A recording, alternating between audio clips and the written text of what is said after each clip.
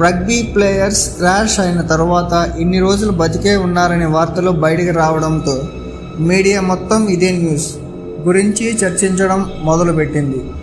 వెంటనే rescue helicopters అక్కడికి చేరుకున్నాయి. సహాయం కోసం వచ్చిన ఇద్దరు రగ్బీ ప్లేయర్స్లో ఒకరు నేను క్రాష్ అయిన స్థలాన్ని చూపిస్తాను అని చెప్పి హెలికాప్టర్లో వెళ్ళి చూపించాడు. వాతావరణ పరిస్థితులు సరిగా లేకపోవడంతో కేవలం సగం మందిని ఆ రోజు రెస్క్యూ చేశారు. మిగతా వారి కోసం రేపు వస్తాం అని చెప్పారు. ఆ మరుసటి రోజు 23 డిసెంబర్ 1972 మిగతా వారిని కూడా రెస్క్యూ చేసి కాపాడారు. బ్రతికిన వాళ్ళందరూ మనుషులు మాంసం తిన్నారని విమర్శలు రాగా తాము కేవలం తమను తాము బ్రతికించుకోవడానికి మాత్రమే తిన్నాము తప్ప కావాలని ఈ పని చేయలేదు అని జవాబు ఇచ్చారు. ఇలా 45 మందిలో నుండి కేవలం 16 మంది మాత్రమే బతికి బయటపడ్డారు. ఇలాంటి మరిన్ని ఇంట్రెస్టింగ్